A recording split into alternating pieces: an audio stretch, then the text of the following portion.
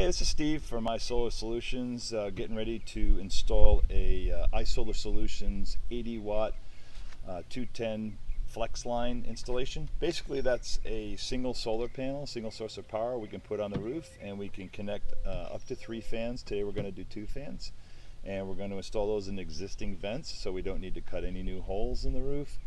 So we're going to mount the solar panel where it's best getting the sun, and then run some extender cables so we can split the power between the 2 fans, and we can extend any distance, actually up to maybe 60 feet away, to connect a second fan in another vent that's already on the roof. So it's an easily retrofit product.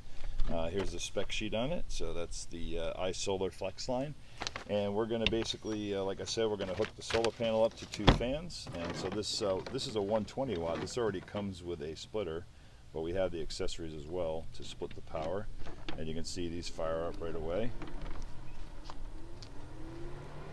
So that's going to run these 2 fans, and we're going to retrofit these into 2 existing vent covers. No new hole, like I said.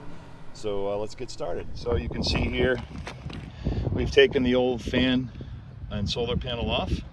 That wasn't working anymore, and we're going to use this hole cut already in the roof, and we retrofitted this 8-inch fan from iSolar with the patented mounting plate, and we're going to share the power between one solar panel and powering 2 fans, one here and one on the other side of the roof.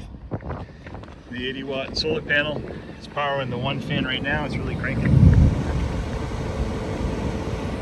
You can really feel that hot air coming out.